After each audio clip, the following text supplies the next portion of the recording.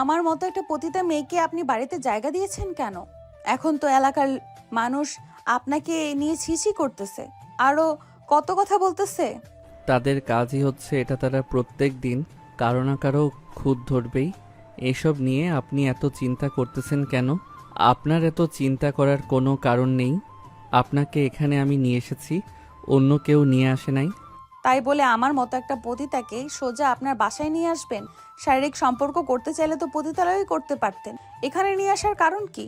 এখানে নিয়ে আসার কারণ অনেক আছে। আপনাকে আমি পরিবর্তন করতে চাই, আপনাকে আমি বিয়ে করতে চাই, আপনাকে আবার নতুন জীবন ফিরিয়ে দিতে চাই। এটার জন্য আমি এখানে নিয়ে এসেছি আপনাকে। আমার মতো পতিতা মেয়ে আবার নতুন জীবন? আমাদের জীবনে এইরকম ভাবেই চলে। পতিতালয়ে দেহ বিক্রি করে যে টাকা উপার্জন করে ওই টাকা দিয়ে আমাদের চালাতে হয়। আপনার কত টাকা লাগবে আমি আপনাকে সেই টাকা দিব, তারপরেও আপনি এখান থেকে যেতে পারবেন না। আপনাকে আমি নিয়ে এসেছি, সো আশেপাশের মানুষ কি বলবে এটা আমি দেখে নিব। আপনার দেখার দরকার নেই। আপনি এই রুম থেকে বের হবেন না। প্রত্যেক দিন যথাসময়ে আপনার খাবার চলে আসবে রুমে। মিথিলা চুপচাপ একটা চেয়ারে বসে কথাগুলো শেষ করলো। এইদিকে তানভীর চলে আসলো নিচে। তানভীরকে দেখে তানভীরের বড় বোন বলতে লাগলো, তানভীর, তুই এটা কি করলি? অবশেষে কিনা পতিতা মেয়েকে বাড়িতে নিয়ে আসলি। আমি তোর কাছ থেকে কখনো এটা আশা করি নাই তুই যে এটা করবি। বাংলাদেশে মেয়ের অভাব ছিল নাকি যে তুই কিনা একটা পতিতা মেয়েকে নিয়ে এসেছিস বাসায়? হ্যাঁ, বাংলাদেশে মেয়ের অভাব ছিল, আর আমি এই পতিতা মেয়েকে নিয়ে এসেছি। এতে তোমাদের গা জ্বলে উঠতেছে কেন? কেউ তো আর তোমাদেরকে কিছু বলে নাই। যাদের বলার দরকার আমাকে বলবে, আমি তাদের দেখে নিব। হ্যাঁ, তুই কিভাবে দেখে নিতে পারিস এটা আমাদের খুব ভালো করেই জানা আছে। মেয়েটা কে? যেখান থেকে নিয়ে এসেছিস সেখানেই রেখে আয়। এইরকম মেয়ে দরকার নেই। আর তোর সাথে এই মেয়েকে মানাবেও না। এই মেয়ে তোর চাইতে অনেক সিনিয়র। তোমরা যদি আর একটা টু শব্দ করো তাহলে আমি ওই মেয়েকে নিয়ে এই বাড়ি থেকে বের হয়ে যাব। আর কোনো দিন তোমরা আমাকে এই বাড়িতে নিয়ে আসতে পারবে না। আর তোমাদেরকে বলে দিতেছি, ওই মেয়ের খাবার 3 বেলা যাতে তার রুমে চলে যায়।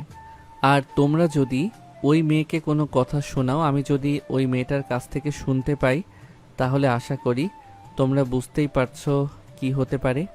আমি এখন গেলাম, সন্ধ্যার মধ্যে বাসায় ফিরে আসব। এই বলে তানভীর অফিসের দিকে রওনা দিল। বিখ্যাত বিজনেসম্যানের ছেলে তানভীর চৌধুরী অবশেষে একটা পতিতা মেয়েকে বাড়িতে নিয়ে আসে। আশেপাশের মানুষ নানান কথা বলতেছে, তানভীর সেই কথাগুলো কানে দেয় না। এইদিকে আয়েশা চলে আসলো তানভীরের রুমে। এসে দেখে মেয়েটা বসে আছে। মেয়েটাকে বসে থাকতে দেখে আয়েশা বলতে লাগলো, এই মেয়ে, তুমি নিশ্চয়ই আমার ভাইকে কালো জাদু করেছো। তা না হলে আমার ভাই আমাদের কথা শুনবে না কেন? আমার ভাই তো আগে কখনো এরকম করে নাই। তোমার মতো একটা পতিতা মেয়েকে বাড়িতে নিয়ে আসে নাই, এমনকি কোনো মেয়ের সাথে ঠিকভাবে কথাও বলে নাই। আজকে কেন তোমাকে এখানে নিয়ে এসেছে? আর আমার ভাই তোমাকে কিভাবে চিনে? আপনার ভাই আমার সাথে গত 1 মাস ধরে শারীরিক সম্পর্ক করতেছে। আজকে হঠাৎ করে আমাকে এখানে নিয়ে এসেছে। আমি আসতে চাই নাই, তারপরেও আপনার ভাই আমাকে জোর করে নিয়ে এসেছে। তোমাকে কেউ নিয়ে আসবে আর তুমি তার সাথে চলে আসবে, এটা আবার কেমন কথা? তুমি পতিতালয়ে থাকো, তোমার পতিতালয়ে থাকা দরকার। এখানে আসা দরকার কি ছিল? বড়লোক ছেলে পাইছো তো, তার জন্য পটিয়ে এখানে চলে এসেছো, তাই না? দেখেন, আমি আপনার ভাইয়ের সাথে ঠিকঠাকভাবে কথাও বলি নাই। আপনার ভাই আমার সাথে তো গত 1 মাস শারীরিক সম্পর্ক করেছে। শারীরিক সম্পর্ক করা শেষ করে তিনি টেবিলের উপরে টাকাটা রেখে চলে যেত, কিন্তু আজকে আমাকে এখানে নিয়ে এসেছে। আর এখানে নিয়ে আসার কারণ এটা আপনার ভাই জানে। আপনি আপনার ভাইকে জিজ্ঞেস করবেন, আমাকে কেন জিজ্ঞেস করতেছেন? তোমাকেই তো জিজ্ঞেস করব, কারণ আমার ভাই তো তোমাকেই এখানে নিয়ে এসেছে।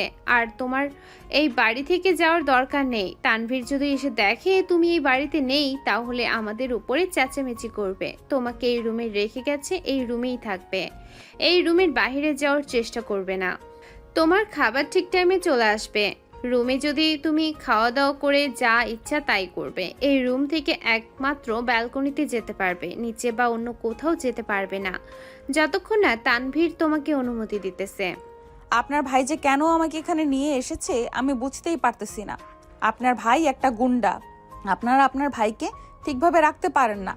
যাকে তাকে তুলে নিয়ে চলে আসে। আয়েশা কিছু না বলে চলে আসলো নিচে। এদিকে মিথিলা একা বকবক করতেছে, অন্যদিকে তানভীর অফিসে এসে কিছুক্ষণ কাজ করে ফোন দিল তার রুমের ল্যান্ডলাইনে। এইদিকে মিথিলা চুপচাপ বসে আছে। এমন সময় ফোনটা বেজে উঠতেই কি করবে বুঝে উঠতে পারছে না। ফোনটা রিসিভ করবে নাকি এভাবেই থাকবে। 2-3 বার রিং হয়ে কেটে গেল। তানভীর আবারও ফোন দিল। এবার মিথিলা কলটা রিসিভ করলো।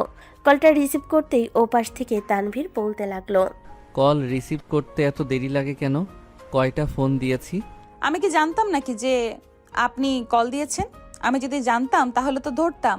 আর আপনার রুমে কোনো কিছুই তো আমি এখনো ভালোভাবে স্পর্শ করি নাই, তাহলে জানবো কি করে যে আপনার রুমে কি কি আছে? আমি কি মানা করেছিলাম নাকি যে আমার রুমের কিছু স্পর্শ করতে পারবেন না? আপনার যেটা স্পর্শ করার প্রয়োজন সেটাই স্পর্শ করেন। আপনাকে তো আর মানা করি নাই আমি যে স্পর্শ করতে হবে না। আপনি আমার বউ, আমার রুমের ভিতরে কি কি আছে সব কিছু আপনার দেখার দায়িত্ব আছে।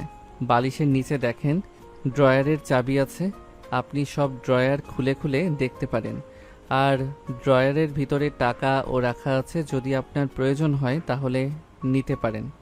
আমার টাকার প্রয়োজন নেই, আমি যতটুকু ইনকাম করি ততটুকু দিয়েই চলবো। আপনার কাছ থেকে কেন টাকা নিব? আর আপনি আমার কে? আমি আপনার কি হই? মানে আমি আপনাকে বিয়ে করব আজকে, সো আমি আপনার বড় হই। আমার কথা মেনে চলতে হবে, যা বলি তাই করতে হবে। আর বাড়ি থেকে বের হওয়ার একদম সাহস করবেন না। আপনার জন্য আমার কতগুলো কাস্টমার নষ্ট হয়ে গেল জানেন? এতক্ষণে পতিতালয়ে থাকলে আমি কতগুলো কাস্টমার পেতাম আপনার ধারণাই নেই। আমি সন্ধ্যায় বাসায় ফিরে প্রত্যেক কাস্টমারের কাছ থেকে কত করে নেন আর কত মিনিট থাকে বলবেন, আমি আপনাকে দিয়ে দিব। আর এখন থেকে শুধু আমি আপনার শরীরে স্পর্শ করতে পারবো, অন্য কেউ স্পর্শ করলে আপনাকে তো মারবই, সাথে ওই ব্যাটাকেও ফাঁসির দড়িতে ঝুলাবো। তানভীর এইসব কথা বলতেছে মিথিলার সাথে। এইদিকে মিথিলা ফোনটা কেটে দিয়ে বিছানায় শুয়ে পড়ল। কখন যে ঘুমিয়ে গেছে খেয়াল নেই। সন্ধ্যায় তানভীর আসতেই দেখতে পেল মিথিলা ঘুমাচ্ছে। মিথিলাকে ডেকে ঘুম থেকে উঠিয়ে বলতে লাগলো, তাড়াতাড়ি ফ্রেশ হয়ে রেডি হয়ে নিচে আসেন, কাজী সাহেব এসেছে আমাদের বিয়ে পড়ানোর জন্য। আপনি কিন্তু এখন বেশি বেশি বাড়াবাড়ি করতেছেন। আমি বলতেছি না আমি পতিতা, তারপরও কেন আপনি এরকম করতেছেন আমার সাথে? দরকার আছে তাই আমি এরকম করতেছি। আপনাকে যে কাজ করতে বলেছি সেটা করেন, তাড়াতাড়ি চুপচাপ। এই বলে তানভীর চলে আসলো নিচে। অন্যদিকে মিথিলা ফ্রেশ হয়ে নিচে এসে বসে পড়ল। বাড়ির সবাই গোল হয়ে দাঁড়িয়ে আছে। এইদিকে কাজী সাহেব মিথিলাকে উদ্দেশ্য করে বলতে লাগলো, তুমি যদি এই বিয়েতে রাজি থাকো তাহলে বলো যে আলহামদুলিল্লাহ কবুল, আলহামদুলিল্লাহ কবুল, আলহামদুলিল্লাহ কবুল। মিথিলা সবার মুখের দিকে তাকিয়ে আছে। সবাই রাগান্বিত মুখ নিয়ে মিথিলার দিকে তাকিয়ে আছে। মিথিলাকে চুপ হয়ে বসে থাকতে দেখে তানভীর ধমক দিয়ে বলতে লাগলো, এই মেয়ে, কাজী সাহেব কি বলেছে কানে কি যায় নাই নাকি? অন্য কিছু ব্যবস্থা করতে হবে। মিথিলা একবার তানভীরের দিকে তাকিয়ে তানভীরকে উদ্দেশ্য করে বলতে লাগলো, সত্যি বলবো? হ্যাঁ, তাড়াতাড়ি বলেন, দেরি হয়ে যাচ্ছে। মিথিলা 3বার কবুল বলে দিল। কবুল বলা শেষ হতেই কাজী সাহেব বিয়ে বর্ণ শেষ করে চলে গেল। এদিকে তানভীরের আব্বু বলতে লাগলো, তানভীর, তুই কাজটা একদম ভালো করিস না। তুই খুব ভালো করেই জানিস এই মেয়েটা পতিতা। এই মেয়েটাকে বিয়ে করে তুই কি পাবি বলতো? এই মেয়েটার মধ্যে তো কোনো কিছুই নেই। দেখেন, এখানে আমার কোনো অপরাধ নেই। আমি আপনার ছেলেকে বারবার বোঝানোর চেষ্টা করেছিলাম। আপনার ছেলে নিজের ইচ্ছায় আমাকে বিয়ে করেছে, এমনকি আমাকে জোর করে বিয়ে করেছে। এই, তুমি চুপ থাকবে নাকি কানের নিচে 2টা লাগাতে হবে? আর আব্বু, আমি যেটা করি সেটা ভেবে চিন্তেই করি। আশা করি তুমি খুব ভালো করেই জানো আমার ব্যাপারে। আমি যেটা করব সেটা একদম ভেবে চিন্তে করব। এই মেয়ে, চলো আমার সাথে উপরে। আর কাদির চাচা আমাদের জন্য খাবার পাঠিয়ে দিবেন 9টার দিকে। ঠিক আছে বাবা, আমি 9টার দিকে খাবার রুমে দিয়ে আসবো তোমার।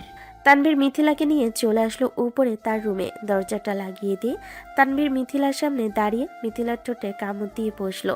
এদিকে মিথিলা চুপচাপ দাঁড়িয়ে আছে। বেশ কিছুক্ষণ চুপচাপ দাঁড়িয়ে থাকার পর তানভীরের সাথে রেসপন্স করতে লাগলো। বেশ কিছুক্ষণ রেসপন্স করার পর তানভীর মিথিলাকে ছেড়ে দিয়ে বলতে লাগলো, এখন থেকে তুমি আমার বউ, আর আমি যেটা বলবো সেটাই করবে তুমি।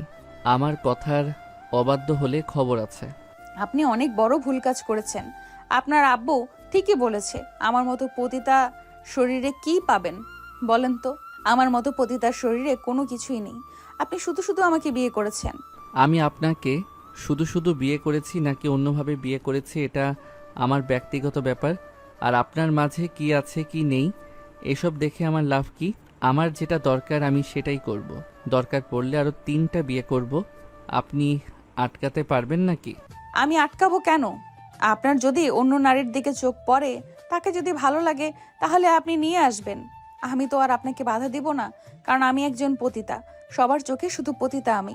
প্রথম দিন আপনি আমাকে কি বলেছিলেন মনে আছে? সেই কথা মনে থাকলে আশা করি আমাকে আর বিয়ে করতেন না। কিন্তু হঠাৎ করে আজকে আপনার এমন কি হয়েছে যে আমাকে বিয়ে করলেন? এসব আপনার জানার দরকার নেই, চুপচাপ এখানে বসে থাকেন। তানভীর মিথিলার সাথে কথা বলতেছে, এমন সময় তার ফোনটা বেজে উঠল। তাকিয়ে দেখে তার এক্স গার্লফ্রেন্ড কল দিয়েছে। কলটা রিসিভ করতেই ও পাশ থেকে বলতে লাগলো, তানবীর, আমি এসব কি শুনেছি? তুমি নাকি একটা পতিতা মেয়েকে বিয়ে করেছো? আমার সাথে রিলেশনে থাকা অবস্থায় তুমি এটা কিভাবে করতে পারলে? আমার তো ভাবতেই অবাক লাগছে। আমার ইচ্ছা হয়েছে তাই আমি করেছি। আর তোমার সাথে এখন থেকে আমার কোনো সম্পর্ক নেই। আজকের পর থেকে আমাদের সম্পর্ক এখানেই সমাপ্ত হলো। এখন থেকে তুমি আর আমাকে কল দিবে না। তুমি এটা করতে পারো না তানবীর। তুমি আমার সাথে বেইমানি করেছো। আমি সবার কাছে বলে দিব তুমি যে একটা পতিতা মেয়েকে বিয়ে করেছো। সুবর্ণা এসব কথাবার্তা বলতেছে, এইদিকে তানভীর দাঁতে দাঁত চেপে সুবর্ণাকে কড়া গলায় বলতে লাগলো, তুই যখন আমার বন্ধু সৌরভের সাথে রুম ডেট করতে গিয়েছিলি তখন তোর মনে ছিল না আমি যে তোর বয়ফ্রেন্ড ছিলাম? এখন বয়ফ্রেন্ড মারাতে আসতেছিস কেন, কুত্তার বাচ্চা? আর যদি কখনো তুই আমাকে ফোন দিয়েছিস তাহলে তোদের দুজনের গোপন ভিডিও আমি ভাইরাল করে দিব, মনে রাখিস। এই বলে তানভীর ফোনটা কেটে দিল। ফোন কাটা শেষ হতে মিথিলা তানভীরকে উদ্দেশ্য করে বলতে লাগলো, আপনি আপনার গার্লফ্রেন্ডের কাছ থেকে প্রতিশোধ নেওয়ার জন্য আমার মতো পতিতা মেয়েকে বিয়ে করেছেন। এটা অনেক বড় ভুল করেছেন। পতিতা মেয়েদেরকে শুধু ভোগ করা যায়, অন্য কিছু করা যায় না। এই একদম চুপ, এমনিতেই মাথা গরম হয়ে আছে। আবার তুই যদি মাথা গরম করার চেষ্টা করিস তাহলে তোর মাথা ফাটিয়ে মেডিকেলে ভর্তি করে রাখবো। এই বলে তানভীর রাগে চোখ গরম করে মিথিলার দিকে তাকালো। মিথিলা ভয় পেয়ে চুপচাপ করে খাটের এক কোণায় গিয়ে বসে পড়ল। আধা ঘন্টা পর তানভীর শান্ত হতে মিথিলার কাছে এসে মিথিলার কোলের উপরে মাথা রেখে চোখ বন্ধ করে শুয়ে আছে আর বলতেছে, আমার মাথায় হাত বুলিয়ে দে। পতিতালয়ে তো এইরকম করতি, সো এখন থেকে আমাকে এইরকম করবি, যেভাবে ইচ্ছা সেইভাবে আদর করবি। ঠিক আছে, আপনি যেভাবে চাইবেন সেইভাবেই আমি আপনার সামনে হাজির হব। পতিতা তো পতিতাই থাকে, কারো ঘরের বউ হওয়ার যোগ্যতা থাকে না তার। মিথিলার মুখে এই কথা শুনে তানভীর ঠাস করে মিথিলার গালে চড় মারল আর বলতে লাগলো, আর একবার যদি তুই নিজেকে বলেছিস পতিতা, তাহলে সত্যি সত্যি তোকে পতিতালয়ে দিয়ে আসবো। আমি তো সেটাই বলবো। আর আমাকে দিয়ে আসেন বা না দিয়ে আসেন, এটা আপনার ব্যক্তিগত ব্যাপার। কারণ আমার মতো মানুষদের সংসার করার মন মানসিকতা থাকে না, যেটা অন্য মেয়েদের থাকে। মন মানসিকতা থাকে না তো কি হয়েছে, থাকতে হবে। রাখবি মন মানসিকতা, তাহলেই তো থাকতে বাধ্য হবে। তানভীর এইসব কথা বলতেছে মিথিলাকে। বেশ কিছুক্ষণ এইভাবে চলে যাওয়ার পর মিথিলা চলে আসলো ওয়াশরুমে। অন্যদিকে তানভীর বেলকুনিতে দাঁড়িয়ে বাহিরের দৃশ্য দেখছে আর মনে মনে বলতেছে, একটা মানুষকে নিয়ে আসলাম পরিবর্তন করার জন্য, আর সেই মানুষটাই বারবার তার আগের রূপটা দেখায়। আমার ভাগ্যটাই খারাপ, এটার জন্য এরকম হয় বারবার।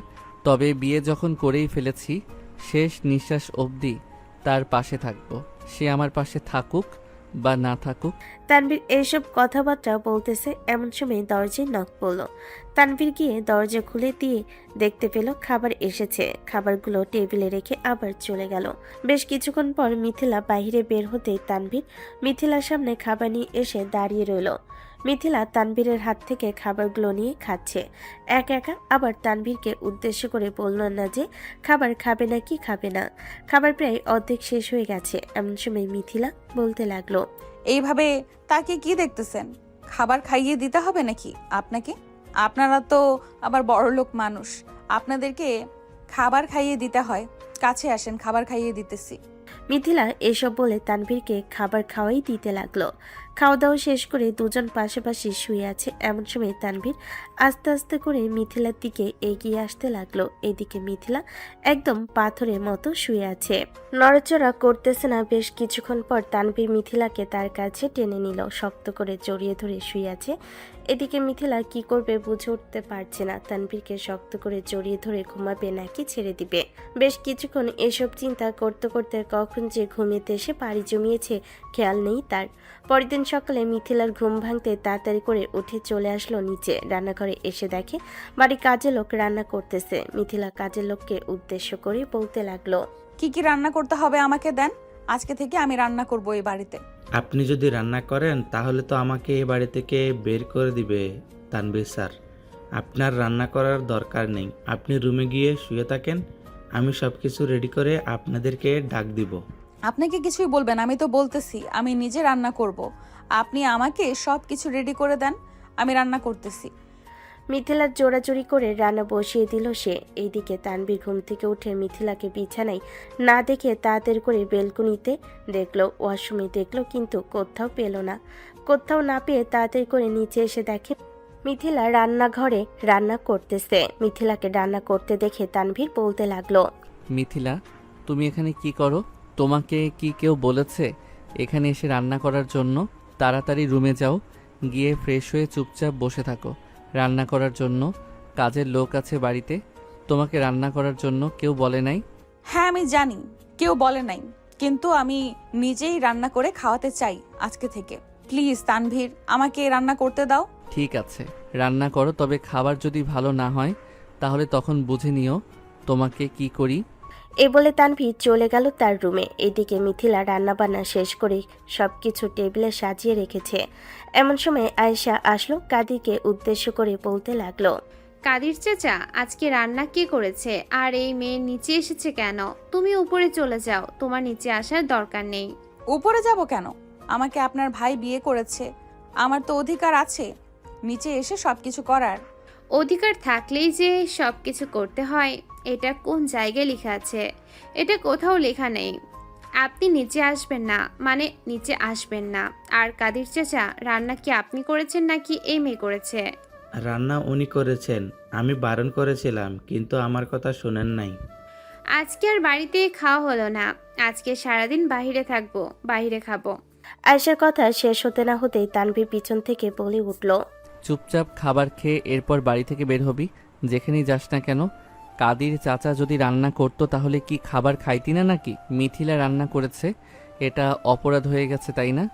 হ্যাঁ, তোমার বউ রান্না করেছে, এটা অপরাধ হয়ে গেছে। আমি তোমার বউয়ের হাতের রান্না কখনোই খাবো না। তুমি তোমার বউয়ের রান্না খাও।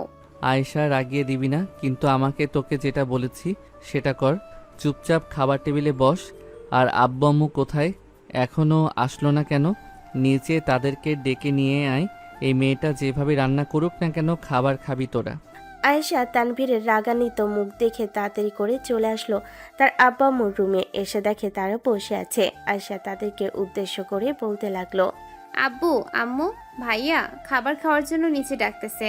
আজকে ভাইয়ার বউ মানে মিথিলা ভাবি রান্না করেছে। আমার রান্নাগুলো দেখেই কেমন যেন লাগতেছে। আমি আজকে বাসায় আর খাবো না। তুমি একটু ভাইয়াকে বুঝিয়ে বলো। তুই জানিস না তোর ভাইয়া কেমন? তুই যদি আজকে বাসায় না খাস তাহলে তোর ভাইয়া সারা জীবনের জন্য তোর বাসায় খাওয়া বন্ধ করে দেবে। চুপচাপ তোর ভাইয়া যেটা বলছে সেটা কর গিয়ে। মেয়েটা যেমন ছিল এখন তো তোর ভাইয়া বিয়ে করে ফেলেছে, মেয়েটাকে পরিবর্তন করতে চেয়েছে। দেখ, যদি পরিবর্তন হয় তাহলে তো ভালোই হবে। এই মেয়ে কোনো দিনও পরিবর্তন হবে না। পতিতা কোনো দিন পরিবর্তন হয় নাকি? আমি জানি পতিতা কখনোই পরিবর্তন হয় না। তুমি দেখবে এই বাড়িতে মাত্র 1 সপ্তাহ থাকবে, 1 সপ্তাহ পরে আর ভালো লাগবে না। তখন ঠিক সে তার আগের জায়গায় চলে যাবে। আমার কথাগুলো মিলিয়ে নিও তুমি। মিলিয়ে নিতে হবে না। এই মেয়ে যদি থাকতে চায় তাহলে অবশ্যই থাকবে, আর যদি চলে যেতে চায় তাহলে চলে যাবে। এখন তাড়াতাড়ি চল, বেশি দেরি করলে আবার তোর ভাই চেঁচামেচি শুরু করবে। তানভীরের আব্বু আম্মু চলে আসলো নিচে, সাথে আয়েশা ও এসেছে। মিথিলা সবাইকে খাবার রেডি করে দিতেছে, সবাই চুপচাপ খাবার খাইতেছে। এইদিকে আয়েশা খাবার মুখে দিতেই মনে মনে বলতে লাগলো, হাতের রান্না তো খারাপ না, খুবই ভালো। আর আমি কি না রাগ দেখিয়ে চলে যাচ্ছিলাম বাইরে। আয়েশা এই সব কিছু চিন্তা ভাবনা করতেছে। এমন সময় তানভীরের আম্মু মিথিলাকে উদ্দেশ্য করে বলতে লাগলো, মিথিলা মা, খাবারটা খুবই ভালো হয়েছে। এইরকম খাবার তো প্রতিদিন খেতে চাইতাম। আজকে থেকে হয়তো প্রতিদিন খেতে পারবো। তবে কি প্রত্যেকদিন রান্না করে খাওয়াবে আমাদেরকে? অবশ্যই, আমি প্রত্যেকদিন রান্না করে খাওয়াবো আজকে থেকে। তাহলে আর আমি এই বাড়িতে কাজ করতে পারবো না? ম্যাডাম, আমাকে কি আপনারা চলে যেতে বলবেন? কাদির চাচা, আপনি আমাদের সেই পুরনো রাঁধুনি। আপনাকে কি এখনো বলেছি যে চলে যাওয়ার জন্য? আপনি এই বাড়িতে কাজ করতেছেন, কাজ করতে থাকেন। আমরা কখনোই আপনাকে বলবো না যে আপনি চলে যান। মিথিলা রান্না করতেছে, মিথিলাকে রান্নার কাজে সাহায্য করবেন। আর মিথিলা, তুমি দাঁড়িয়ে আছো কেন? তুমিও খাবার খেতে বসো সবার সাথে। সবার খাওয়া শেষ হোক, এরপরে আমি খেতে বসবো। বাড়ির বউরা সব সময় পরেই খেতে বসে। মিথিলা এসব কথাবার্তা বলতেছে। বেশ কিছুক্ষণের মধ্যে সবার খাওয়া শেষ হয়ে যেতেই মিথিলা খাবার খেতে বসে গেল।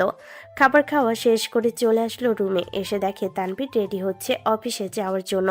মিথিলা তানভীরের খুব কাছে গিয়ে দাঁড়িয়ে রইল। এদিকে তানভীর মিথিলাকে জড়িয়ে ধরে তার কপালে গালে চুমু দিতে লাগলো।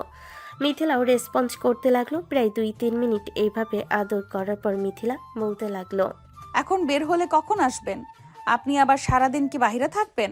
হ্যাঁ, যদি কাজ বেশি না থাকে তাহলে বাসায় চলে আসব। আমার যদি কাজ বেশি থাকে তাহলে একবারে সন্ধ্যার দিকে বাসায় আসব। দুপুরে রান্না করে সবাইকে নিয়ে খাবার খেয়ে নেবে। আর কেউ যদি কিছু বলে আমি আসলে এরপরে আমাকে বলবে। আশা করি তোমাকে কেউ কিছু বলবে না। আমাকে কেন নিয়ে আসলেন? আমাকে কেন পরিবর্তন করতে চাইছেন বলেন তো? আপনি তো জানেন আমি কেমন মানুষ ছিলাম। আমার এই পরিবর্তন ভালো লাগতেছে না। আমার আগের জায়গায় চলে যেতে মন চাইতেছে। একদম চুপচাপ ঘরের ভিতরে বসে থাকবেন। আর আগের জায়গায় যাওয়ার চিন্তা ভাবনা একদম করবেন না। বিয়ে করেছি কি আমার বউকে অন্য পুরুষের ভোগ করানোর জন্য নাকি? আগে যা করেছেন ওইসব ভুলে যান। এখন থেকে ওইসব আর মনে করবেন না। ভুলতে পারলে কালকে রাতেই ভুলে যেতে পারতাম, এখনো ভুলি নাই। আচ্ছা, আমি আপনাকে রেডি করিয়ে দিতেছি। খাবার নিয়ে যাবেন নাকি দুপুরের, নাকি বাসায় আসবেন? বললাম তো, যদি কাজ বেশি থাকে তাহলে একবার সন্ধ্যায় আসব। আর দুপুরে বেশিরভাগ সময় অফিসে লাঞ্চ করে ফেলি, বাড়িতে কম আসি। তবে এখন তুমি আছো, বাড়িতে তো আসতেই হবে। দেখি দুপুরের দিকে বাসায় আসার চেষ্টা করব। দুপুরে আমার জন্য বিরিয়ানি রান্না করবে, ফ্রিজের সব কিছু আছে। আমি যাওয়ার সময় কাদির চাচাকে বলে যাব, উনি সব কিছু রেডি করে রেখে দিবে। তুমি শুধু দুপুরের দিকে রান্নাটা করে নিও। আচ্ছা, এখন তাহলে চলে যাবেন? হ্যাঁ, এখন চলে যাব। আর বাহির থেকে আসার সময় তোমার জন্য একটা ফোন নিয়ে আসব, যাতে তুমি আনইজি ফিল করো। আমাকে ফোন দিতে পারো। আর আমি তো ওই ল্যান্ডলাইনে ফোন দিব, কল রিসিভ করো।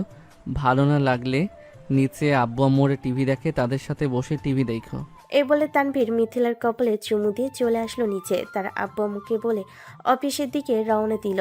এদিকে মিথিলা বেশ কিছুক্ষণ শুয়ে থেকে 11টার দিকে চলে আসলো নিচে। এসে দেখে তানভীরের আব্বু আম্মু বসে আছে। মিথিলাকে আসতে দেখে তানভীরের আম্মু বলতে লাগলো, মিথিলা, এদিকে আসো, এখানে বসো এসে। মিথিলা তানভীরের আম্মুর পাশে বসে পড়ল। বেশ কিছুক্ষণ বসে থাকার পর তানভীরের আম্মু মিথিলার মাথায় হাত বুলিয়ে দিতে বলতে লাগলো, মিথিলা, তানভীর যেহেতু তোমাকে এখানে নিয়ে এসেছে আর বিয়ে করে ফেলেছে, তাহলে আগের যত চিন্তা ধারণা আছে সব কিছু বাদ দিয়ে দাও।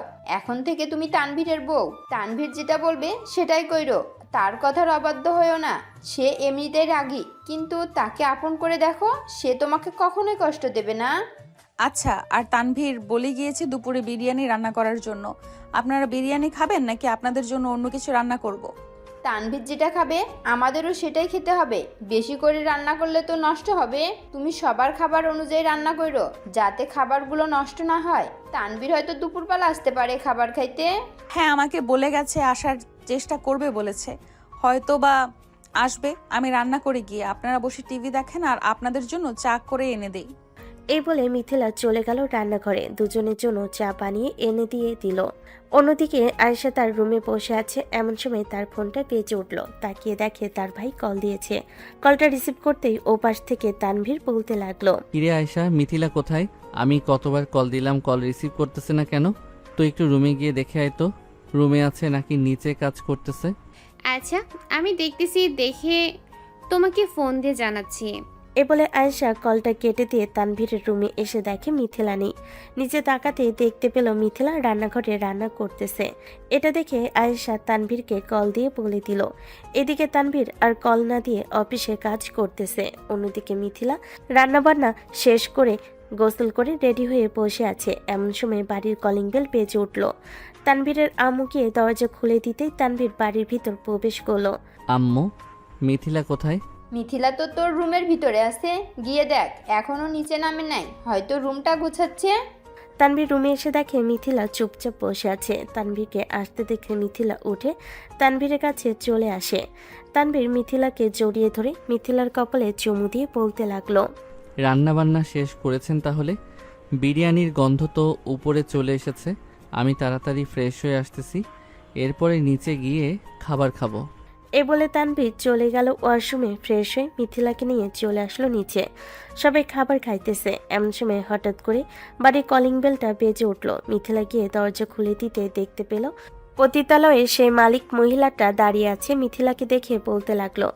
কি রে আমার রাজকুমারী, তুই কি এই বাড়িতে একবারে চলে এসেছিস নাকি?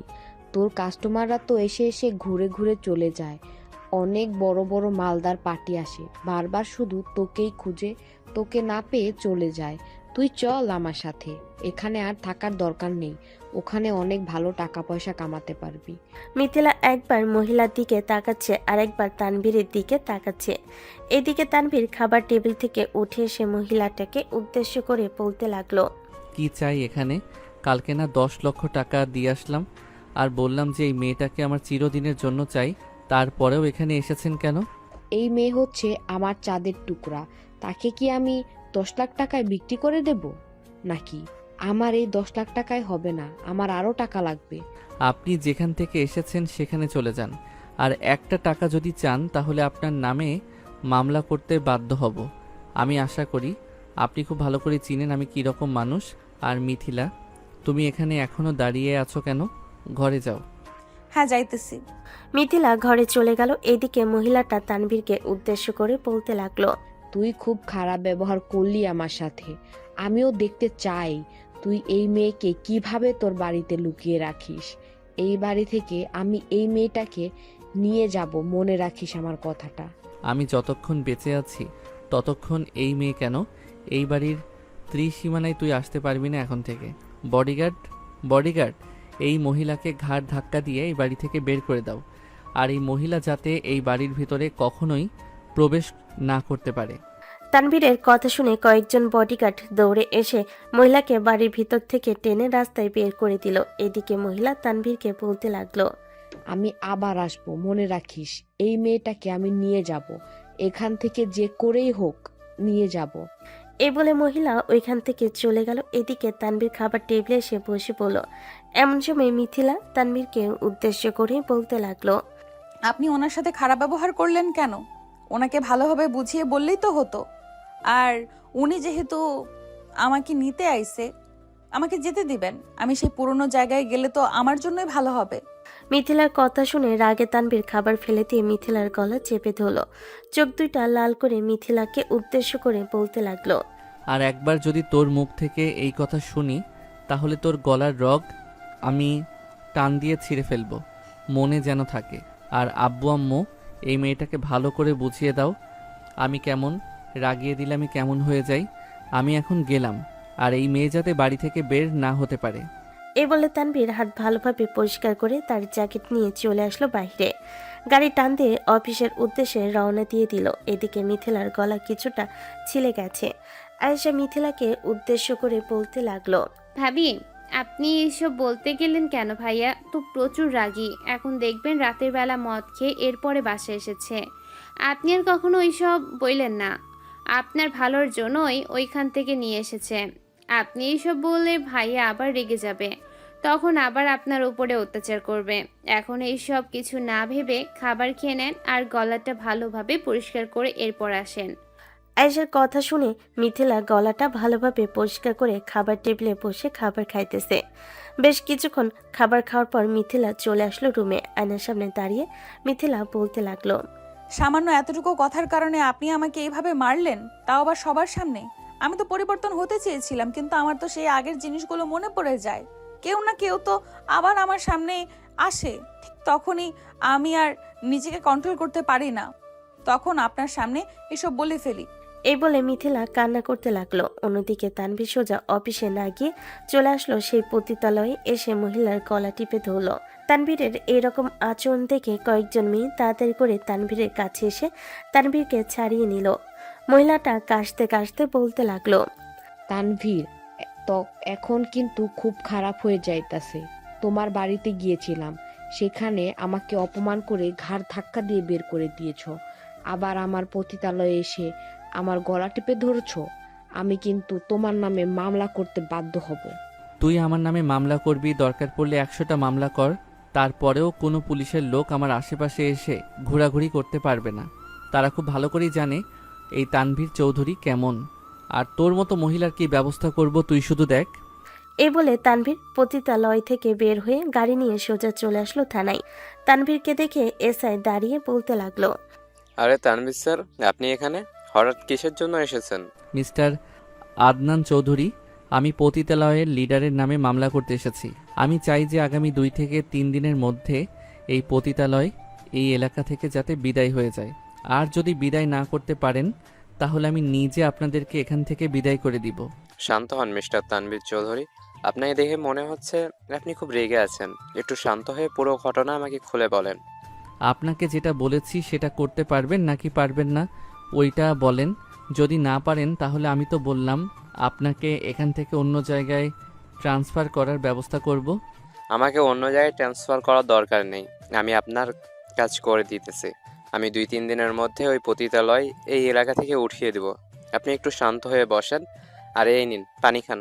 এই বলে আদনান সাহেব পানি গ্লাসটা এগিয়ে দিল। তানভীর পানি খেয়ে ওইখান থেকে সোজা চলে আসলো তার অফিসে। তানভীরের মাথা এখনো গরম হয়ে আছে। বেশ কিছুক্ষণ পর ম্যানেজার আসলো। তানভীরের মাথা গরম দেখে ম্যানেজার যে চলে যেতে যাবে, এমন সময় তানভীর ম্যানেজারকে উদ্দেশ্য করে বলতে লাগলো, কি ব্যাপার, আপনি এসে আবার চলে যাচ্ছেন কেন? কিছু বলার থাকলে বলেন। স্যার, গতকালকের প্রজেক্ট ক্যান্সেল করে দিয়েছে বায়াররা। তারা নাকি কম টাকায় খুব ভালো মাল পেয়েছে, তার জন্য ক্যান্সেল করে দিয়েছে। ও আচ্ছা, তাদের কতগুলো কাজ আমাদের কাছে রয়েছে, একটু হিসাব করে বাকি কাজগুলো বন্ধ করে দাও। তারা যদি জিজ্ঞেস করে কেন বন্ধ করেছো তাহলে বলবে আমার কথাই বন্ধ করেছো, বাকিটা আমি দেখে নিব। টেন্ডারশিপ ভালোভাবে গুছিয়ে দিব তাদের। এমনিতেই মাথা গরম হয়ে আছে, আবার এইখানে এই রকম হচ্ছে। ম্যানেজার তাড়াতাড়ি করে তানভীরের কেবিন থেকে বের হয়ে গেল তার কেবিনে, কারণ সেখানে থাকলে মহাবিপদ, এটা ম্যানেজার খুব ভালো করে জানে। বেশ কিছুক্ষণ পর তানভীর ওইখান থেকে উঠে চলে আসলো নিচে, গাড়িটা নিয়ে সোজা ক্লাবে চলে আসলো। একটা সিটে বসে মদ খাচ্ছে, এমন সময় তার ফোনটা বেজে উঠলো। তাকিয়ে দেখে আয়েশা কল দিয়েছে। কলটা রিসিভ করে তানভীর বলতে লাগলো, এই কি হয়েছে, আমাকে কল দিয়েছিস কেন? তোরা আমাকে কল দিয়ে বিরক্ত করছিস কেন? ভাইয়া প্লিজ তুমি মদ খেয়ে বাসায় এসো না। আর ভাবি তো তোমার কাছে ক্ষমা চাইবে, ভাবি খুব কান্না করতেছে। প্লিজ বাসায় আসো, প্লিজ তুমি বাসায় চলে আসো, মদ পান কইরো না। ফোন রাখ বলতেছি। তোরা আর কখনো আমাকে কল দিবি না। আমার যখন ইচ্ছা আমি তখন বাসায় যাব। এই বলে তানভীর কলটা কেটে দিয়ে তার ফোনটা পকেটে রেখে দিল। ফোন পকেটে রেখে দিয়ে আবারও মদ পান করতে ব্যস্ত হয়ে পড়ল তানভীর। বেশ কিছুক্ষণ মদ পান করে চলে আসলো গাড়িতে। তানভীর গাড়িটা স্টার্ট দিয়ে বাড়ির দিকে যাইতেছে। বেশ কিছুক্ষণের মধ্যে চলে আসলো বাসায়। কলিং বেল দিতেই আয়েশা এসে দরজা খুলে দিল। তানভীর আয়েশাকে দেখে বলতে লাগলো, তুই এসেছিস কেন? ওই মেয়েটাকে ডেকে নিয়ে আয়, সে আমাকে নিয়ে যাবে, তুই আমাকে ধরবি না। আয়েশা তাড়াতাড়ি করে মিথিলাকে ডেকে নিয়ে আসতেই মিথিলা তানভীরকে ধরে ধরে নিয়ে চলে আসলো তার রুমে। এইদিকে মিথিলা দরজাটা লাগিয়ে দিয়ে তানভীরের শার্ট প্যান্ট খুলতে লাগলো।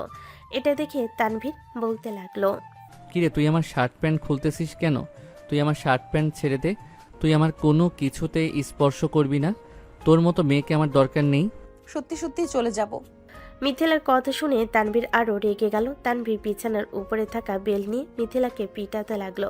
এদিকে মিথিলা পিটানি খাচ্ছে আর চিৎকার করছে। মিথিলার চিৎকার শুনে পাশের রুম থেকে আয়েশা দৌড়ে চলে আসলো দরজার সামনে, আর তানভীরকে ডাকতে লাগলো, ভাইয়া ভাবিকে প্লিজ মারো না, ভাবিকে মারলে তো তুমি পরে আবার কষ্ট পাবে। নেশার ঘরে কি কি করতেছো তুমি নিজেও জানো না।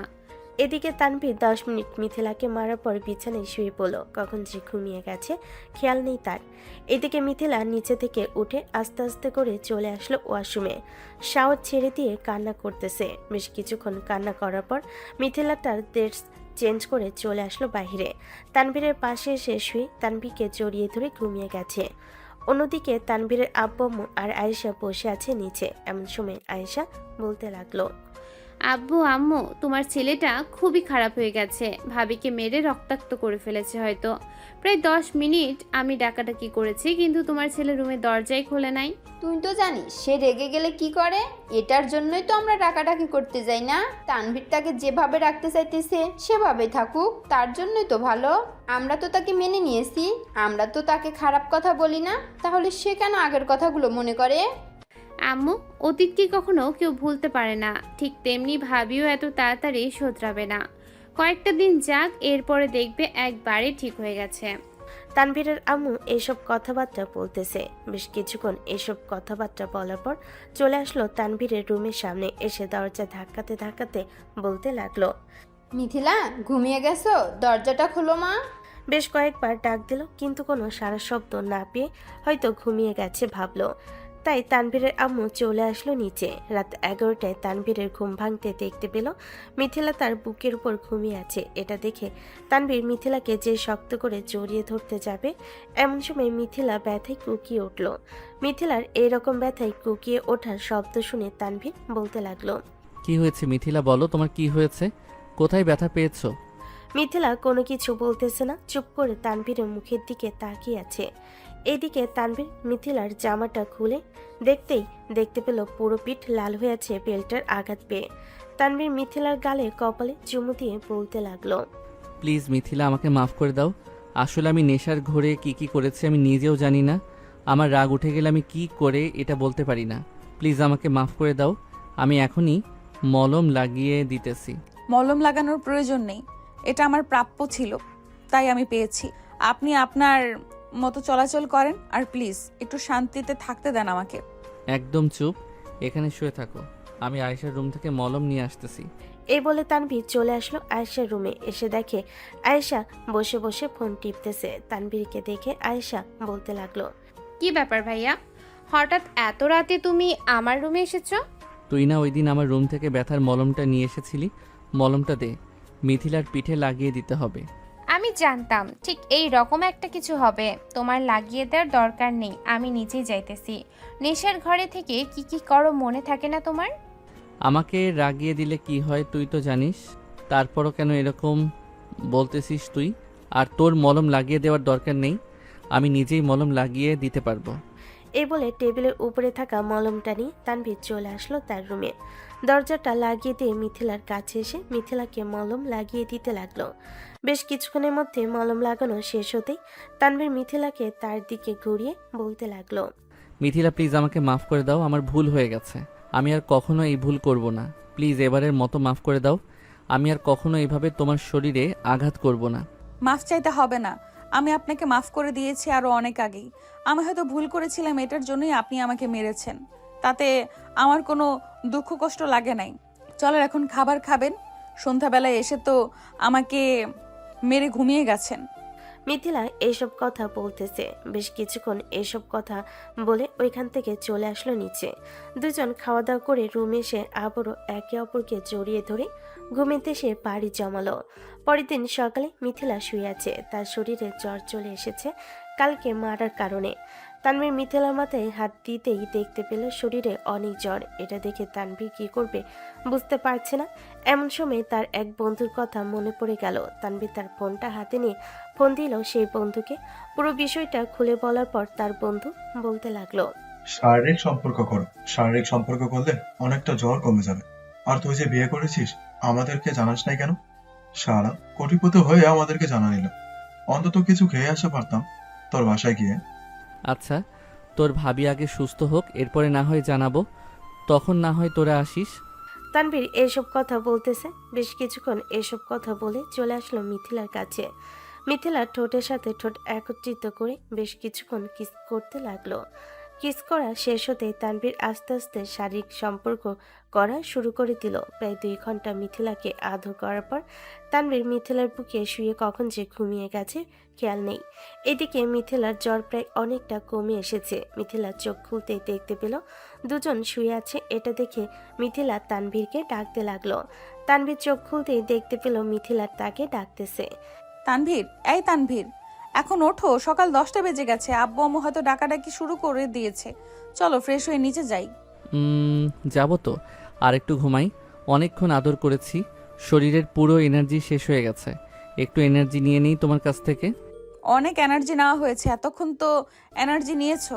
এখন ওঠো, নিচে যেতে হবে। এ বলে মিথিলা আর তানভীর দুজন ফ্রেশ হয়ে চলে আসলো নিচে। এসে দেখে সবাই বসে খাবার খাইতেছে। তানভীর আর মিথিলা খাবার টেবিলে বসে খাবার খেতে লাগলো। এমন সময় তানভীরের আব্বু তানভীরকে উদ্দেশ্য করে বলতে লাগলো, তানভীর, মিথিলার না জ্বর এসেছিল, হাসপাতালে নিয়ে যাবি না নাকি? আব্বু, হাসপাতালে নিয়ে যাওয়ার দরকার নেই।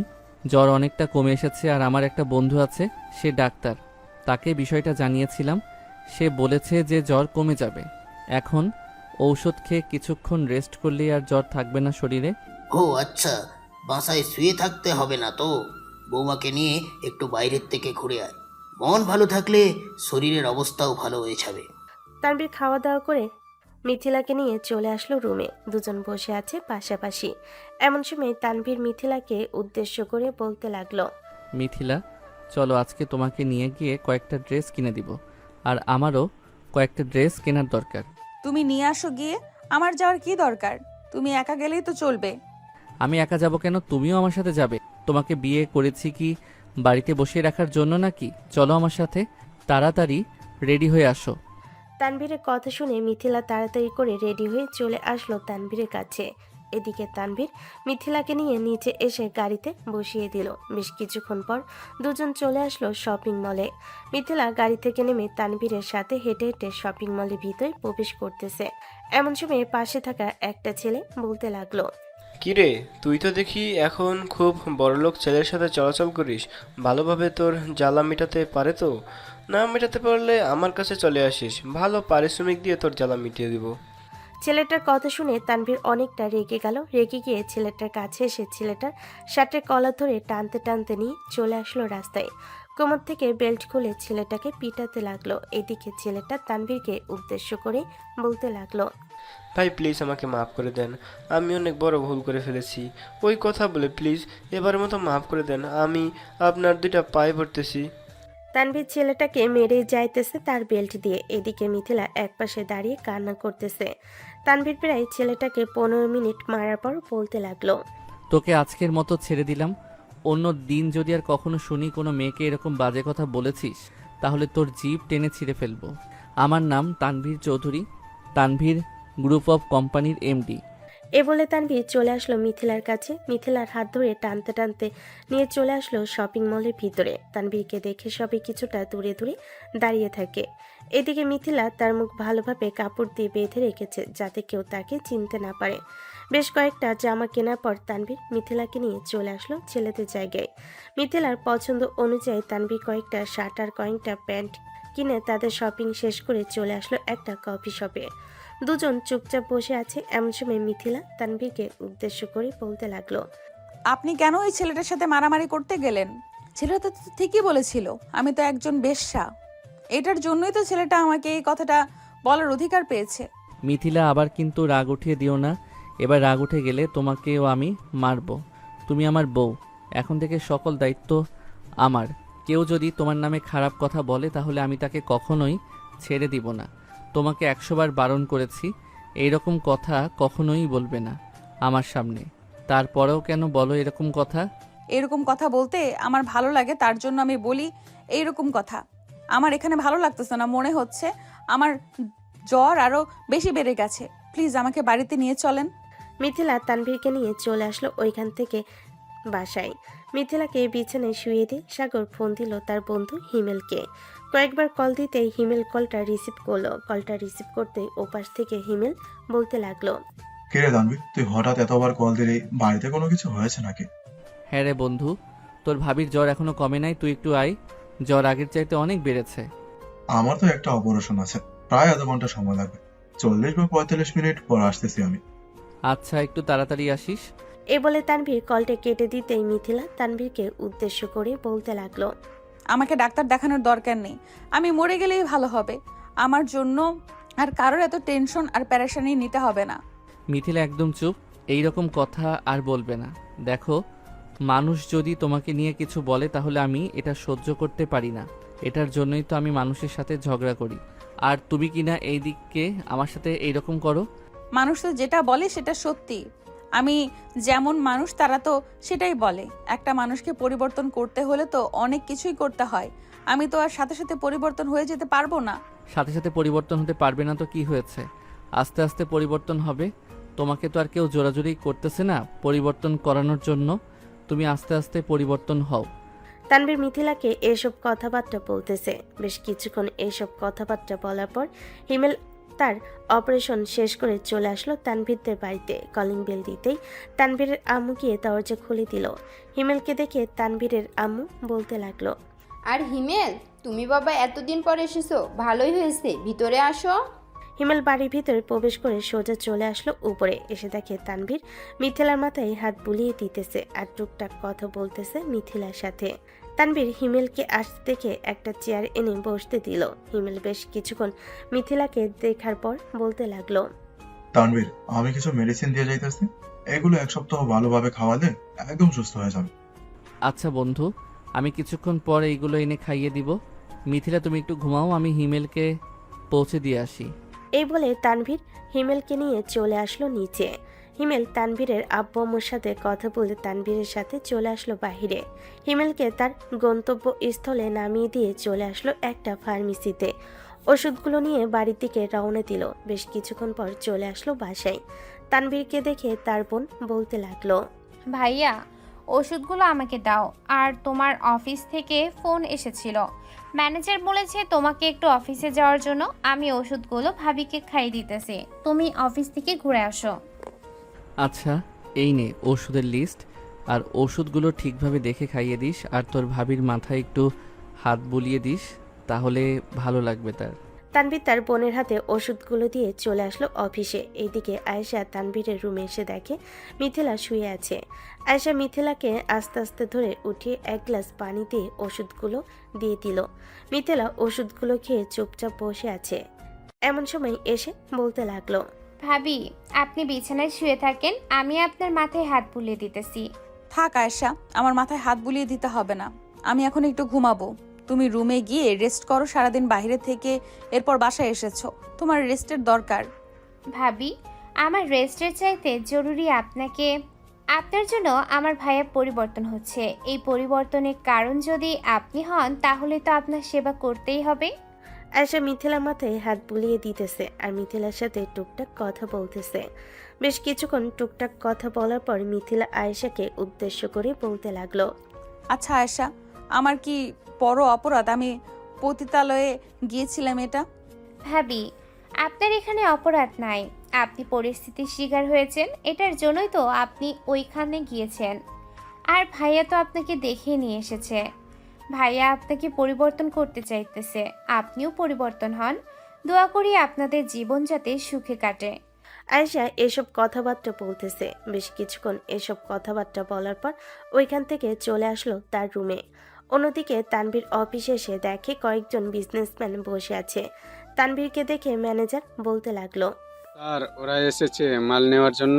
আমি বলেছি যে আপনার অনুমতি ছাড়া আমি মাল দিতে পারবো না। আপনি তো আমাকে অনুমতি দেন নাই মাল দেওয়ার জন্য, তাই আমি আপনার বাসায় ফোন দিয়েছিলাম। আপনি অনুমতি দিলে আমি তাদেরকে মাল দিতে পারবো।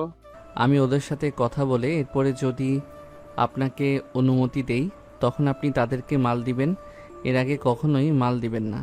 এই বলে তানভীর চলে আসলো তাদের সামনে। তাদেরকে উদ্দেশ্য করে বলতে লাগলো, আপনারা তো জানেন দেশের পরিস্থিতি কেমন। বিদেশ থেকে এসব সুতা এবং তুলো রপ্তানি করতে আমাদের কত পরিশ্রম হচ্ছে এবং কত টাকা বিনিয়োগ করা হচ্ছে। আমাদের জিনিসপত্রের দাম বাড়ানো হয়েছে। এখন যদি আপনারা নিতে চান তাহলে নেবেন, আর নিতে না চাইলে আমরা আপনাদেরকে জোর করে দিতে পারবো না। মিস্টার তানভীর, আপনি তো আমাদের অবস্থা জানেন। আপনাদের কাছ থেকে মাল না নিলে আমরা আমাদের কোম্পানি চালাতে পারবো না। এখন যত টাকা লাগুক না কেন আপনার কোম্পানি থেকে আমাদের মাল নিতেই হবে। হ্যাঁ জানি বলেই তো আপনাদেরকে প্রাইসগুলো কমিয়ে দিয়েছি। এই দেখেন, এই মালগুলোর এত প্রাইস আর বাকি মালগুলোর এত প্রাইস। এখন আপনারা কোন মালগুলো নেবেন বলেন। আমি আবার বাসায় যাব, আমার স্ত্রী খুবই অসুস্থ। এইখানে যতগুলো মাল আছে আমরা এই 10 জন বিজনেসম্যান সবগুলো মাল কিনে নিয়ে যাব। এখন আমরা ক্যাশ টাকা নিয়ে এসেছি, এই নেন। এইখানে অর্ধেক মালে টাকা আছে আর বাকি মালে টাকা আমরা আপনাকে ব্যাংক অ্যাকাউন্টে পাঠিয়ে দিতেছি। আচ্ছা, আপনারা আগে আমার ব্যাংক অ্যাকাউন্টে পাঠিয়ে দেন, এরপরে আমি ম্যানেজারকে বলে দিতেছি, ম্যানেজার আপনাদেরকে সবগুলো মাল পাঠিয়ে দিবে। আমাদের নিজস্ব গাড়ি আছে, নিজস্ব গাড়ি দিয়ে। আচ্ছা, আমরা 5 মিনিটের মধ্যে আপনাকে সকল টাকা পাঠাচ্ছি। এই বলে টনি এবং বাকি বিজনেসম্যানগুলো সকল টাকা পাঠিয়ে দিতে তানভীর টাকাগুলো পেয়ে ম্যানেজারকে বলে চলে আসলো বাসায়। রাতে তানভীর খাবার নিয়ে চলে আসলো রুমে। মিথিলাকে খাবার খাইয়ে দিয়ে নিজেও খাবার খেয়ে মিথিলাকে ওষুধ খাইয়ে দিল। ওষুধ খাওয়া শেষ হতেই মিথিলা বলতে লাগলো, আমার আর ওষুধ খেতে ভালো লাগতেছে না, আমি আর ওষুধ খাবো না, আমি এমনিতেই সুস্থ হয়ে যাব। ওষুধ না খেলে তুমি সুস্থ হবে না, আর আজকে তো ওষুধ খেয়েছো আর জ্বর খুবই কমে গেছে। কালকে ওষুধ খাইলে আশা করি পুরোপুরি সুস্থ হয়ে যাবে তুমি। হ্যাঁ, এখন আমাকে জড়িয়ে ধরে ঘুমান, আমার খুব ঘুম ধরেছে। তানভীর মিথিলাকে জড়িয়ে ধরে ঘুমিয়ে এসে পাড়ি জমালো। ভোর রাতে হঠাৎ করে মিথিলার ঘুম ভেঙে যেতে দেখতে পেল তানভীর তাকে শক্ত করে জড়িয়ে ধরে ঘুমিয়ে আছে। তানভীরকে ঘুমিয়ে থাকতে দেখে মিথিলা আস্তে আস্তে করে তানভীরের ঠোঁটের সাথে তার ঠোঁট একত্রিত করে চুমু খেতে লাগলো। বেশ কিছুক্ষণ এইভাবে যাওয়ার পর হঠাৎ করে তানভীরের ঘুমটা ভেঙে গেল। তানভীরের ঘুম ভেঙে যেতে দেখতে পেল মিথিলা তার ঠোঁটের সাথে ঠোঁট একত্রিত করে চুমু খাইতেছে। এটা দেখে তানভীরও রেসপন্স করতে লাগলো। বেশ কিছুক্ষণ রেসপন্স করে মিথিলার সাথে টি20 ম্যাচ খেলে দুজনেই ক্লান্ত হয়ে মিথিলার উপর শুয়ে পড়ল তানভীর। প্রায় 1 ঘন্টা শুয়ে থাকার পর দুজন উঠে চলে আসলো ওয়াশরুমে। গোসল শেষ করে মিথিলা চলে আসলো নিচে। অন্যদিকে তানভীর আবারও বিছানায় গিয়ে শুয়ে পড়ল। কখন যে ঘুমিয়ে গেছে খেয়ালই নেই। অন্যদিকে মিথিলা নিচে এসে দেখে তার শাশুড়ি আম্মু রান্না করতেছে। মিথিলা তার শাশুড়ি আম্মুকে রান্নার কাজে সাহায্য করতে যাবে। এমন সময় তানভীরের আম্মু বলতে লাগলো, আরে আরে মিথিলা, তুমি এসব কি করতেছো? পানিতে হাত দেওয়ার দরকার নেই, এমনিতেই তুমি অসুস্থ। তুমি রুমে গিয়ে শুয়ে থাকো, আমি একা একা রান্না করতে পারবো। আম্মু, আমি এখন পুরোপুরি সুস্থ আছি, আমি এখন আর অসুস্থ নেই, আমি আপনার রান্নার কাজে সাহায্য করব। এই বলে মিথিলা রান্নার কাজে সাহায্য করতে লাগলো। বেশ কিছুক্ষণ রান্নার কাজে সাহায্য করার পর দুজনে রান্না শেষ করে সকল খাবারগুলো টেবিলে রেখে দিল। টেবিলে রাখার পর মিথিলা চলে আসলো রুমে। এসে দেখে তানভীর ঘুমিয়ে আছে। তানভীর পাশে এসে বসে তানভীর মাথায় হাত বুলিয়ে দিতে দিতে বলতে লাগলো, তানভীর, এই তানভীর, ওঠো, এখন আজকে অফিসে যাবে না নাকি? তুমি তো আবার ঘুমিয়ে পড়েছো, ওঠো, রান্না শেষ করে ফেলেছি। হ্যাঁ উঠতেছি। এ বলে তানভীর মিথিলাকে জড়িয়ে ধরল। দরজা খোলা থাকায় আয়েশা হুট করে রুমের ভিতর ঢুকে এরকম সিন দেখতে পেয়ে তাড়াতাড়ি করে চোখে হাত দিয়ে বলতে লাগলো, ভাইয়া, তোমরা রোমান্টিক সিন করবে আর দরজা লাগাবে না? আমি তো হুট করেই চলে আসলাম। ইস, ভালো করেছিস, দেখে তো ফেলেছিস, আর চোখ বন্ধ করে কি হবে? চোখ খোল, আর কিসের জন্য এসেছিস ওইটা বল। ভাইয়া, আমার 5 লক্ষ টাকা লাগবে। আমি একটা দরিদ্র পরিবারকে একটু সাহায্য করতে চাই। তাকে ছোটোখাটো একটা বাড়ি আর 2টা গরু কিনে দিতে চাই, যাতে তারা ওই 2টা গরু দিয়ে চলাচল করতে পারে। আচ্ছা, আমি তোর অ্যাকাউন্টে টাকা পাঠিয়ে দিব, তুই তাদেরকে ভালোভাবে দিয়ে আসিস। এমনকি নিজে দাঁড়িয়ে থেকে ঘর তৈরি করে দিয়ে আসবি। টাকা দিয়ে না হলে কিন্তু তারা টাকা নিয়ে অন্য কিছু করে ফেলবে। হ্যাঁ ভাইয়া, আমি নিজে দাঁড়িয়ে থেকে সব কিছু করে দিয়ে আসবো। আয়েশা এসব কিছু বলে ওইখান থেকে চলে গেল। এইদিকে তানভীর উঠে মিথিলাকে নিয়ে চলে আসলো নিচে। খাওয়া দাওয়া করে বসে আছে। এমন সময় তানভীরের আব্বু বলতে লাগলো, কিরে তানভীর, অফিসের কি অবস্থা? কাজ কাম ঠিক মতো চলতেছে তো? হ্যাঁ আব্বু, অফিসের কাজ ঠিকমতো চলতেছে। কালকে সকল মালপত্র বিক্রি করে দিয়েছি। ও আচ্ছা, বেশ ভালো করেছিস। এতিমখানাগুলো দেখে আসিস তো? আমিও তো যেতে পারি না, মিথিলাকে নিয়ে একটু দেখে আসিস। হ্যাঁ আচ্ছা আব্বু, আমি মিথিলাকে নিয়ে দেখে আসব, তবে আজকে যেতে পারবো না, কালকে। তানভীর তার আব্বুর সাথে এসব কথাবার্তা বলতেছে। বেশ কিছুক্ষণ এসব কথাবার্তা বলে চলে আসলো রুমে। মিথিলার সাথে কিছুক্ষণ সময় কাটিয়ে চলে আসলো বাইরে। কয়েকটা অফিসের কাজ শেষ করে বসে আছে অফিস রুমে। এমন সময় তার ফোনটা বেজে উঠল। তাকিয়ে তাকিয়ে মিথিলা কল দিয়েছে। কলটা রিসিভ করতে ওপাশ থেকে মিথিলা বলতে লাগলো, তানভীর, তুমি কোথায় আছো? অফিসে গেছো নাকি অন্য কোথাও গেছো? এই তো অফিসে আছি। কেন, কিছু বলবে নাকি? না, এমনিতেই জিজ্ঞেস করছিলাম, অনেকক্ষণ তো হয়েছে তুমি বাইরে গেছো, তাই আর কি চিন্তা হচ্ছিল। আচ্ছা, আসার সময় সাবধানে আসবে কিন্তু। হুম, আসার সময় সাবধানে আসবো। তোমার জন্য আইসক্রিম নিয়ে আসবো। আরও কিছু খাবে নাকি? না, আর কিছু খাবো না, আইসক্রিম নিয়ে আসলেই হবে। এ বলে তানভীর কলটা কেটে দিল।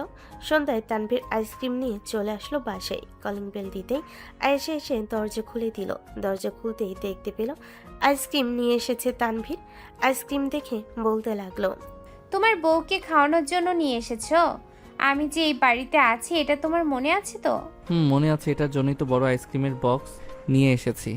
ও আচ্ছা, দাও আমাকে, আমি আর ভাবি খাওয়া শেষ করে ফেলি। এই বলে আয়েশা আইসক্রিম নিয়ে চলে আসলো উপরে। মিথিলা আর আয়েশা আইসক্রিম খাওয়া শেষ করে নিচে এসে দেখে তানভীররা তার আব্বু আম্মুর সাথে বসে কথা বলতেছে। বেশ কিছুক্ষণ কথা বলে তানভীর মিথিলাকে নিয়ে চলে আসলো রুমে। এমন সময় রুমের ভিতরে প্রবেশ করলো আয়েশা। তানভীরকে উদ্দেশ্য করে বলতে লাগলো, ভাইয়া, যে বাড়িতে 5 লক্ষ টাকা দিয়েছিলাম ওই বাড়ির লোকেরা খুবই খুশি হয়েছে। তাদেরকে 2টা গরু আর ছোটখাটো একটা রুম তৈরি করে দিয়েছি থাকার জন্য। বেশ ভালো কাজ করেছিস। আর যদি টাকা পয়সার দরকার হয় তাহলে আমাকে বলবি, আমি সাথে সাথে তোকে পাঠিয়ে দিব। আচ্ছা। আয়েশা আরও কিছুক্ষণ কথা বলে ওইখান থেকে চলে গেল। দেখতে দেখতে এইভাবে কেটে গেল দুইটি মাস। রাতে তানভীর খাওয়া দাওয়া শেষ করে রুমে এসে বসে আছে। এইদিকে মিথিলা আয়নার সামনে দাঁড়িয়ে চুলগুলো ভালোভাবে আঁচড়াচ্ছে আর মুচকি মুচকি হাসছে।